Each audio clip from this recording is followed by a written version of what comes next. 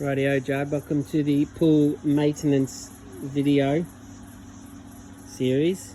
First one. First thing to make sure is that the pool filter and heat pump are on.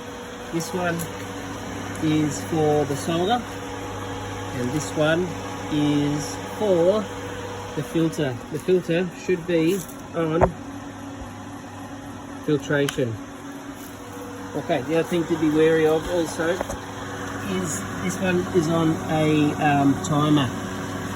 If I pull this out, you can see it's on the little timer. So if the power goes out, you just need to come and check and make sure it's on the right time. The little arrow indicates what the time is.